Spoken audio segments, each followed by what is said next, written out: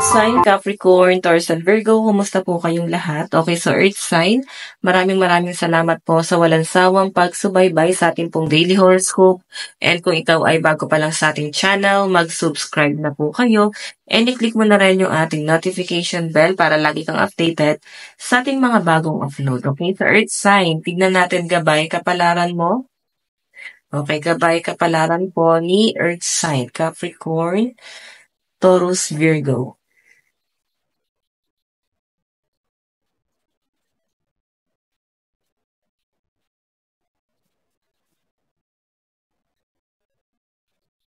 Okay, meron tayong Knight of Wands.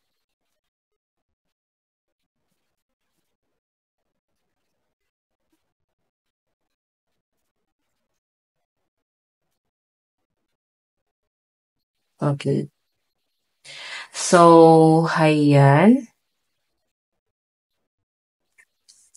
Okay, so Earth sign. Okay. So, meron tayo guys, Knight of Wands, Seven of Cups, Knight of Cups, and the World. Moving forward. Actually, nandun ka sa point na parang hindi ka naman ganun nai-stress ngayon. Sobrang kampante ka at nagtitiwala ka naman sa kung ano man yung pwedeng mangyari siguro sa buhay mo. Or pwedeng doon sa taong parang kinaka-worry mo kung ano yung magiging future nitong taong to. So, pwedeng sa anak, pwedeng sa kapamilya. So, nandun yung worry mo na parang anong mangyayari sa kanya ngayon. Okay? So, ayan. Earth sign, Knight of Wands, passion to eh. Meron kang gustong gawin na isang bagay na talagang ipo-pursue mo to. Okay, aaralin mo to. Um, Nakita mo naman kasi Earth sign na talagang may parang nag-improve naman sa iba eh. So, nakikita mo kasi guys yung sarili mo na parang gusto mo rin yung bagay na yon.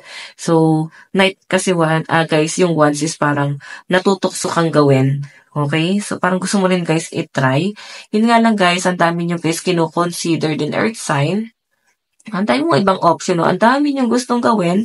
So, sabi nga nila, guys, pag masyadong pag masyado ka, guys, na overwhelmed sa mga inisip mo, dala ng pag-overthink mo, dahil nga marami kang gustong gawin, walang mangyayari dyan, guys. Lalo kang mape-pressure kasi sasabay-sabayin mo siya, guys, ay, no? Sabay-sabay mong iniisip.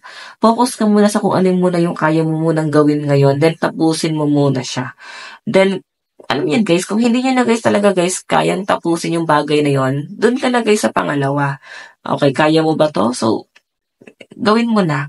Tapusin mo na agad yan. Parang ganyan. So, hindi mo guys kailangan pa na pahirapan din yung sarili mo. So, meron tayo guys, Knight of Cups.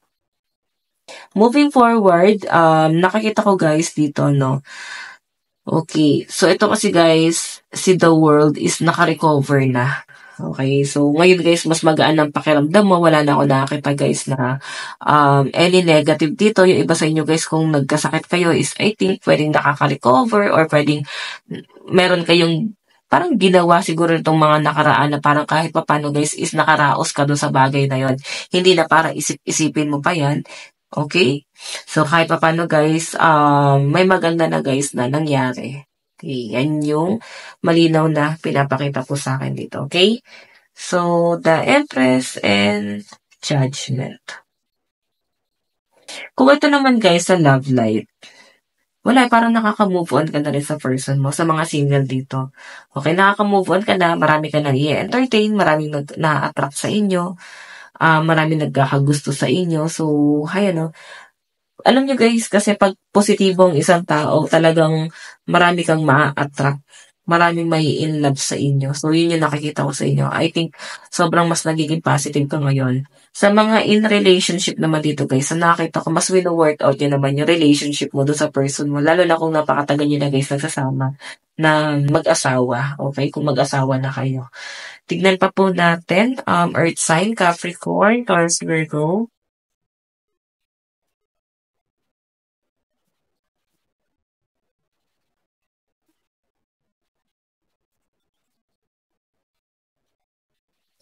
Meron po tayong calm, ayan. 'Di ba? Hindi ka guys gaano nagmamadali eh. Pinag-iisipan, pinagpaplanuhan mo 'tong bagay na 'to and sobrang ine-enjoy mo bawat araw na dumarating sa buhay mo. Sobrang kalmado ng energy mo. Ayan, tignan pa natin. Meron tayong bully. Ayan 'no, siguro guys kasi kaya din ganito na parang nagiging magulo ka mag-isip, ang dami mo guys gustong gawin or puwede sa mga susunod na mga araw guys, ang dami niyong gagawin as in parang ma-o-overwhelm ka sa sunod-sunod na mangyayari guys, hanggang sa mga susunod na mga araw as in magiging busy ka, 'yan 'no. Darating nga sa point na parang feeling mo nabu-bully ka na or puwede ikaw mismo sa sarili mo parang dine-degrade mo, parang maliit yung tingin mo sa sarili mo na parang, "Anong nangyari sa'tin, ba't hindi natin 'to kaya?" Gano'n, okey? Baka mamaliitin mo yung sarili mo.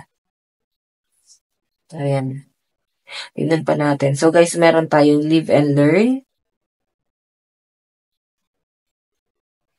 Okay, so meron tayo guys, introvert. So eto guys, live and learn, Knight of Cups kasi lagi ko sasabihin guys, kung may mga taong nakapanakit sa inyo, given na pinatawad mo na yan pero hindi ka na magtitiwala pa ulit, okay? Lagi niyong tatandaan, nasaktan na kayo ng taong yan, puwede niya guys yan ulitin.